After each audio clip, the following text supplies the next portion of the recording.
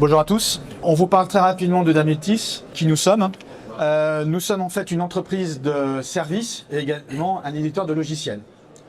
Nous intervenons en fait sur 3 verticales auprès des industriels pour leur permettre de décarboner, c'est-à-dire de produire en respectant l'environnement. Ces 3 axes sont le management de l'énergie, comme notre confrère qu'on vient de voir tout à l'heure, le management de l'eau, et également le management de la matière première. Ça, c'est plutôt dans le cadre de l'agroalimentaire. Alors pourquoi ça? Parce que ce soit l'énergie, l'eau ou la matière première, c'est typiquement tout ce qui est utilisé en amont de l'usine.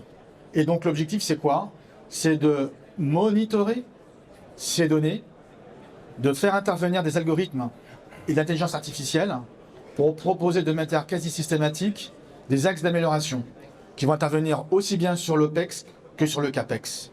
Et derrière, suivre ces améliorations, ces travaux. Donc on est vraiment dans une démarche d'amélioration continue. Jérémy va vous présenter plus en détail cette plateforme.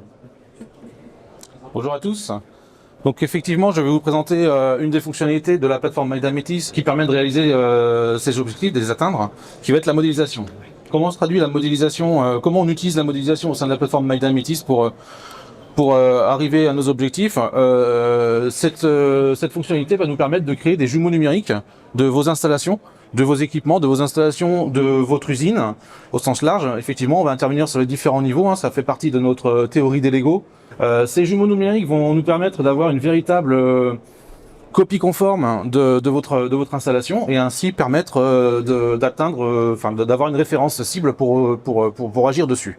Un premier niveau de jumeaux numériques, parce qu'on va en avoir plusieurs, on va le voir. Un premier niveau de jumeaux numériques va être de se baser sur vos données de terrain, votre historique de data. Ça va permettre de créer un jumeau qui représente votre installation telle qu'elle. Elle est ni bonne ni mauvaise, c'est son fonctionnement actuel. Et on va pouvoir s'en servir d'une part pour la surveiller, et d'autre part pour agir dessus et quantifier justement les différentes actions, enfin les bénéfices des différentes actions qu'on va y apporter.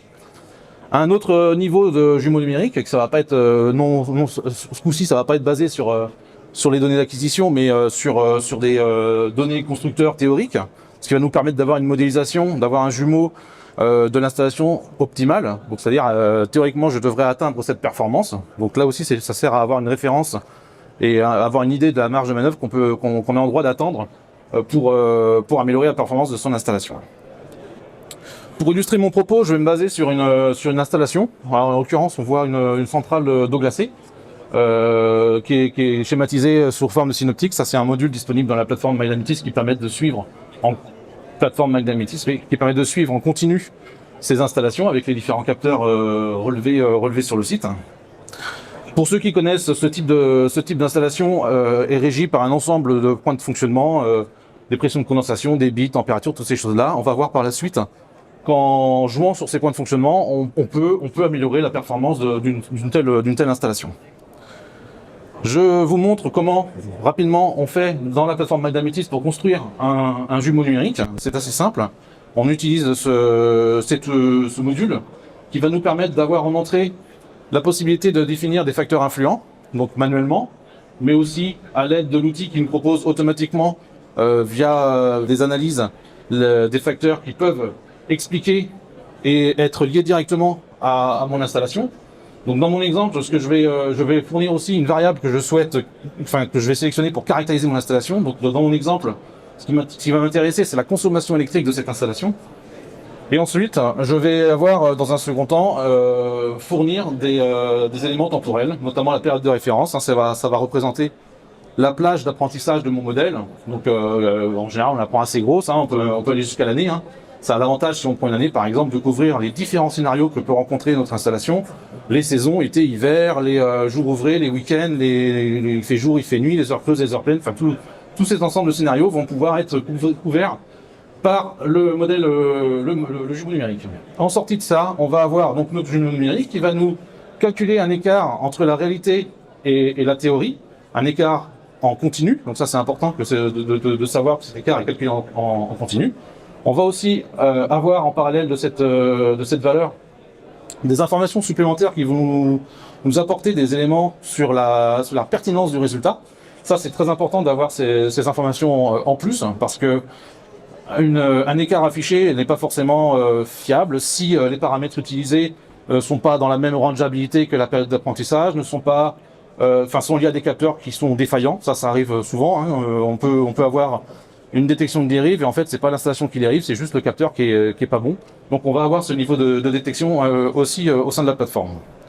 Une fois qu'on a ce jumeau numérique, eh ben c'est tout simple, il va être traitable, et c'est là tout l'intérêt de la fonctionnalité et de la puissance de l'outil.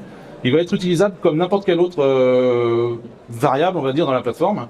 Et là, en l'occurrence, je l'ai tracé sur notre module d'analyse, qui s'appelle le Playground, donc un module de traçage de courbes, où vous voyez deux courbes. La première, c'est la bleue, c'est ma consommation réelle de mon installation, voilà.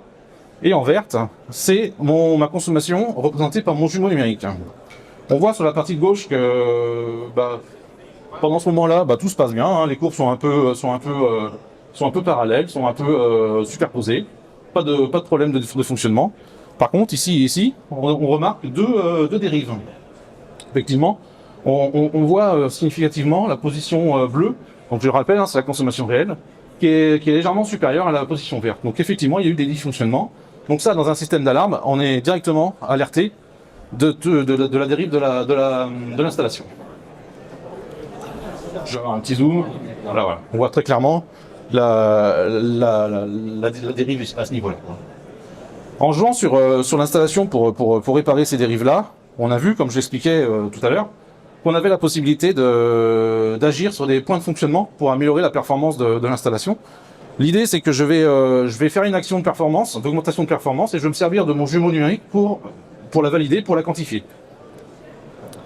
Donc, comme toute action, celle-ci se retrouve au sein du module projet de la solution Magda-Mitis. Ce module projet fait partie ça vous permet de construire votre plan d'action. Donc ça, c'est ce qu'on retrouve dans les préconisations ISO 50001. Hein, ça va vous permettre de suivre vos différentes actions. Donc là, on est focus sur l'action, sur le projet qui nous intéresse, hein, modification de consigne de fonctionnement de ma salle des machines. On va retrouver quoi sur ce type de fiche projet? Un premier encart descriptif, qui va juste expliquer un peu ce qu'on fait. Un deuxième encart financier. On va retrouver les gains de l'action, les gains qu'apportera l'action, et on va voir comment le jumeau numérique nous aide à obtenir ces valeurs-là. Et des gains de dépenses, pour donc pouvoir calculer un temps de retour sur investissement. Et enfin, sur la partie du bas, on va retrouver les différentes tâches du projet. Et là, on va avoir l'aspect collaboratif. Hein, chacun va avoir sa petite tâche à faire, hein, le sous-traitant, le service maintenance, le service travaux neufs, et ainsi de suite. Donc là, on a l'aspect collaboratif qui permet de faire mieux le projet. Ce projet se caractérise, donc comme je disais, par une modification de consigne. Je reviens sur ma courbe, hein, c'est exactement la même, hein, on retrouve nos deux dérives ici. Et à ce moment-là, mon action a été effectuée. Donc toujours avec ce module d'analyse, je retrouve visuellement le comportement de mon installation, toujours en bleu. Hein, en bleu, c'est la réalité. Et en vert, c'est ce qu'elle aurait dû être si je n'avais pas fait cette action. Donc on voit clairement, c'est effectivement que les bienfaits de mon action, quoi. Maintenant, ce qui m'intéresse, c'est de les quantifier. Donc pour les quantifier, je vais avoir accès au module reporting qui va me permettre de poser des valeurs, de les agréger sur une période de manière synthétique. Donc sur ce type de rapport, la période en l'occurrence, on est sur 3 mois et demi, hein, du début de l'action jusqu'à maintenant, fin avril en l'occurrence. On retrouve des éléments descriptifs et des informations numériques. Qu'est-ce qu'on va avoir? On va avoir en bleu ma consommation réelle. Donc ça, encore une fois, c'est ce qui vient directement de ma centrale de mesure, dans mon wattmètre sur le terrain. Donc j'ai consommé 679 MWh. Mon jumeau numérique, lui, il me dit que j'aurais dû consommer 712 MWh pour les mêmes conditions de fonctionnement, même puissance frigorifique fournie, tout pareil. Donc on voit un gain d'économie réalisé de 33 MWh, ce qui représente 5% d'économie. Soit 5600 € pour l'aspect financier. Et enfin, on a une indication d'empreinte carbone, là, où on indique le taux de rejet CO2, 1,8 tonne, économisé par cette action, donc par cette simple action de modification de consigne. On conclut, Jérémy. Je vais conclure juste en reprenant les éléments de l'introduction que j'ai faite. Donc, juste rappeler le positionnement d'Amétis par rapport à l'ensemble des acteurs. Donc, on est donc entreprise de service où on accompagne les industriels. Donc, on met à disposition des experts pour vous permettre effectivement de décarboner. Deuxième sujet, on met en place effectivement un outil qui est puissant, qu'on vient de vous présenter succinctement. Et 3, on est capable aussi de former des référents énergétiques chez les industriels. Donc on a également un centre de formation. Là où je veux en venir, c'est que sur toute la chaîne de valeur, c'est une de nos forces, c'est qu'on arrive à épouser un projet du début jusqu'à la fin, en présentant également des financements qui peuvent être intégrés à des projets. Nous sommes en France, sur Angers, sur Paris. On se développe à l'international. Les deux plus gros projets, alors je peux en dire un, pas deux, Orano, qui est dans le nucléaire, et les sites de Tricastin et de La Hague sont aujourd'hui monitorés par Damétis, avec des optimisations très fortes. Merci de votre attention.